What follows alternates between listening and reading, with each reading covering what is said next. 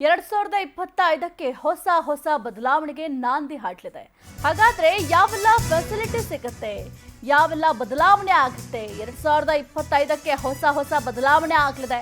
ಹಾಗಾದ್ರೆ ಏನೆಲ್ಲ ಬದಲಾವಣೆ ಆಗುತ್ತೆ, ಇದರ ಜೊತೆಗೆ ಯಾವೆಲ್ಲ ಫೆಸಿಲಿಟಿ ಜನರಿಗೆ ಸಿಗುತ್ತೆ, ಜನ ಜೀವನದಲ್ಲಿ ಬದಲಾವಣೆ ತರಲಿದೆ ಈ ಹೊಸ ವರ್ಷ. 2025ರ ಹೊಸ ವರ್ಷ ಜನ ಜೀವನದಲ್ಲಿ ಬದಲಾವಣೆ ತರಲಿದೆ. ಬದಲಾವಣೆಯ ಬಗ್ಗೆ ಪವರ್ ಟಿವಿಯಲ್ಲಿ ವಿಸ್ತೃತ ಮಾಹಿತಿಯನ್ನು ನೀಡ್ತಾ ಇದ್ದೀವಿ.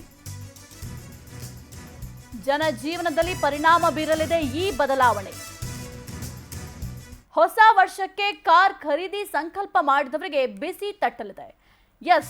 ಹೊಸ ವರ್ಷಕ್ಕೆ ಕೆಲವೊಂದಿಷ್ಟು ಜನ ಕಾರ್ ಖರೀದಿ ಮಾಡಬೇಕು ಅಂತ ಸಂಕಲ್ಪವನ್ನ ಮಾಡಿಕೊಂಡಿರ್ತಾರೆ.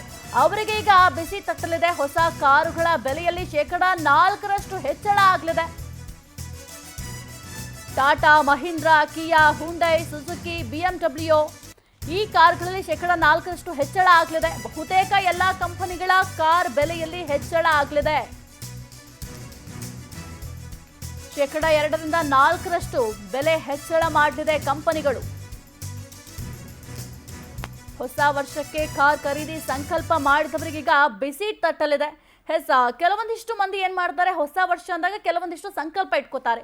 ನಾನು ಮನೆ ಕಟ್ಟಬೇಕು ಈ ವರ್ಷ, ಅಥವಾ ನಾನು ಈ ಕೆಟ್ಟ ಚಟಗಳನ್ನ ಬಿಡಬೇಕು, ಅಥವಾ ನಾನೊಂದು ಹೊಸ ಕಾರನ್ನ ಖರೀದಿ ಮಾಡಬೇಕು ಅಂತ ಕೆಲವೊಂದಿಷ್ಟು ಮಂದಿ ಸಂಕಲ್ಪ ಇಟ್ಕೋತಾರೆ. ಆದ್ರೆ ಏನಾದ್ರೂ ನೀವು ಹೊಸ ವರ್ಷಕ್ಕೆ ಕಾರ್ ಖರೀದಿ ಮಾಡಬೇಕು ಅಂತ ಏನಾದ್ರು ಸಂಕಲ್ಪ ಇಟ್ಕೊಂಡಿದ್ರೆ ಖಂಡಿತ ಬಿಸಿ ತಟ್ಟಲಿದೆ. ಯಾಕಂತ ಅಂದ್ರೆ ಹೊಸ ಕಾರುಗಳ ಬೆಲೆಯಲ್ಲಿ 4% ಹೆಚ್ಚಳ ಆಗಲಿದೆ.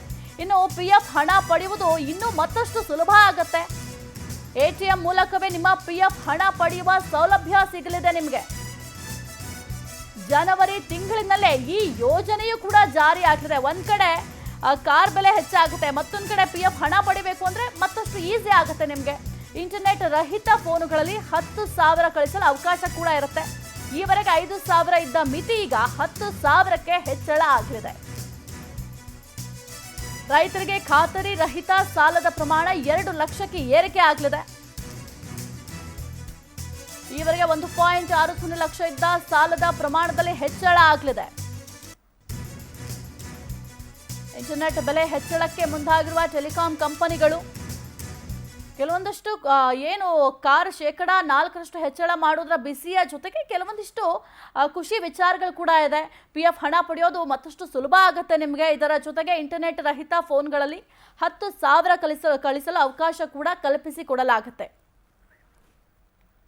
ಈ ಕುರಿತು ಹೆಚ್ಚಿನ ಮಾಹಿತಿ ನೀಡ್ತಾರೆ ನಮ್ಮ ಪ್ರತಿನಿಧಿ ಸುಷ್ಮಿತಾ. 2025ರಲ್ಲಿ ಏನೆಲ್ಲ ಬದಲಾವಣೆ ಆಗಲಿದೆ?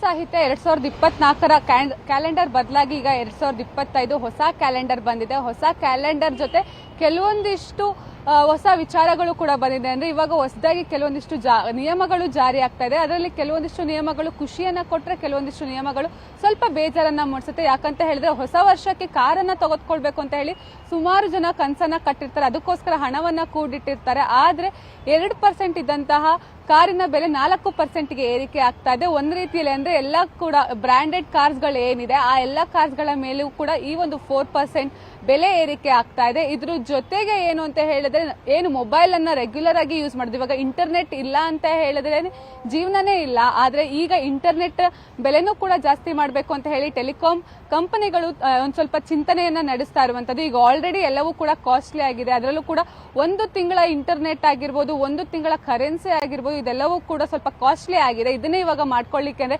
ನಾವು ಅದನ್ನ ಹೇಗೆ ಇವಾಗ 300 ರೂಪಾಯಿ ಕೊಟ್ರೆ ಬರೀ 1 ತಿಂಗಳು ಅಷ್ಟೇ ಬರುತ್ತೆ, 24 ದಿನ ಬರುತ್ತೆ ಅಂತ ಹೇಳಿ ಎಲ್ಲರೂ ಕೂಡ ಅನ್ಕೊಂಡು, ಅಂದ್ರೆ ಬರೀ ದುಡಿಯೋ ಸಂಬಳನೆಲ್ಲ ಬರೀ ಇಂಟರ್ನೆಟ್ಗೆ ಹಾಕಬೇಕು ಅನ್ನೋದು ಇತ್ತು. ಬಟ್ ಆದ್ರೆ ಇವಾಗ ಇದು ಮತ್ತಷ್ಟು ಜಾಸ್ತಿ ಆಗುವಂತಹ ಸಾಧ್ಯತೆ ಇದೆ. ಇದ್ರ ಜೊತೆಗೆ ಕೆಲವೊಂದಿಷ್ಟು ಖುಷಿ ವಿಚಾರವೂ ಕೂಡ ಇದೆ. ಏನು ಇಷ್ಟು ದಿನ PF ಹಣ ತೆಗೆದುಕೊಳ್ಬೇಕು ಅಂತ ಹೇಳಿದ್ರೆ ಬ್ಯಾಂಕ್ಗೆ ಹೋಗ್ಬೇಕಿತ್ತು. ಆದ್ರೆ ಈಗ ಆ ಒಂದು PF ಹಣವನ್ನ ಬ್ಯಾಂಕ್ಗೆಲ್ಲ ಹೋಗಿ ಕ್ಯೂ ಅಲ್ಲೆಲ್ಲ ನಿಂತ್ಕೊಂಡು ತೆಗೆದುಕೊಳ್ಳುವಂತಹ ಯಾವುದೇ ರೀತಿ ತಲೆನೋವಿಲ್ಲ. ATMಗೆ ಹೋಗಿ ನಾರ್ಮಲ್ ಆಗಿ ನಾವು ಹೇಗೆ ದುಡ್ಡನ್ನ ಡ್ರಾ ಮಾಡ್ತೀವೋ ಅದೇ ರೀತಿಯಲ್ಲಿ PF ಹಣವನ್ನು ಕೂಡ ಪಡೆದುಕೊಳ್ಬಹುದು. ಹಾಗೆ ಈ ರೀತಿಯಲ್ಲಿ ಕೆಲವೊಂದಿಷ್ಟು ಚೇಂಜಸ್ ಗಳಾಗಿದೆ, ಕೆಲವೊಂದಿಷ್ಟು ಬದಲಾವಣೆಗಳಾಗಿದೆ. ಹಾಗೆ ರೈತರಿಗೂ ಕೂಡ ಒಂದು ಖುಷಿ ವಿಚಾರ ಏನು ಅಂತ ಹೇಳಿದ್ರೆ, ಖಾತ್ರಿ ರಹಿತ ಸಾಲ ಏನು 1,60,000 ರೂಪಾಯಿ ಇತ್ತು, ಅದು ಇವಾಗ 2 ಲಕ್ಷಕ್ಕೆ ಅಂದ್ರೆ ಸುಮಾರು 40,000 ಏರಿಕೆ ಆಗಿರುವಂತದ್ದು. ಇದು ರೈತರಿಗೂ ಕೂಡ ಒಂದ್ ರೀತಿಯಲ್ಲಿ ಖುಷಿ ವಿಚಾರ ಅಂತಾನೆ ಹೇಳ್ಬೋದು. ಅದ್ರ ಜೊತೆಗೆ ಏನು ಸೆನೆಕ್ಸ್ ನ ಎಕ್ಸ್ಪೈರಿ ವೀಕ್ ಅಂತ ಹೇಳಿದ್ರೆ, ವಾರ ಅಂತ ಹೇಳಿದ್ರೆ ಶುಕ್ರವಾರ ಬರ್ತಾ ಇತ್ತು. ಈಗ ಅದನ್ನ ಮಂಗಳವಾರಕ್ಕೆ ಬದಲಾಯಿಸುವಂತಹ ಕೆಲವೊಂದಿಷ್ಟು ಚಿಂತನೆಗಳು ಕೂಡ ನಡೀತಾ ಇದೆ. ಹಾಗೆ ಇವತ್ತು ಮಂಗಳವಾರ ಬದಲಾಯಿಸೋದು ಜನವರಿ 1ರಿಂದನೂ ಅದು ಅಂದ್ರೆ ಇವತ್ತಿಂದನೇ ಜಾರಿಗೆ ಬರುವಂತಹ ಸಾಧ್ಯತೆಯೂ ಕೂಡ ಹೆಚ್ಚಾಗಿದೆ ಅಂತಾನೆ ಹೇಳ್ಬೋದು ಸಾಹಿತ್ಯ. ಒಟ್ಟಿನಲ್ಲಿ ಕ್ಯಾಲೆಂಡರ್ ಜೊತೆಗೆ ಕೆಲವೊಂದಿಷ್ಟು ರೂಲ್ಸ್ ರೆಗ್ಯುಲೇಷನ್ಸ್ಗಳು ಕೂಡ ಚೇಂಜ್ ಆಗಿದೆ, ಕೆಲವೊಂದಿಷ್ಟು ವ್ಯಾಪಾರ ವಹಿವಾಟಲ್ಲೂ ಕೂಡ ಬದಲಾವಣೆ ಆಗಿದೆ ಅಂತಾನೆ ಹೇಳ್ಬೋದು ಸಾಹಿತ್ಯ. ಓಕೆ, ಥ್ಯಾಂಕ್ ಯು ಸುಷ್ಮಿತಾ ನಿಮ್ಮೆಲ್ಲ ಮಾಹಿತಿಗಾಗಿ.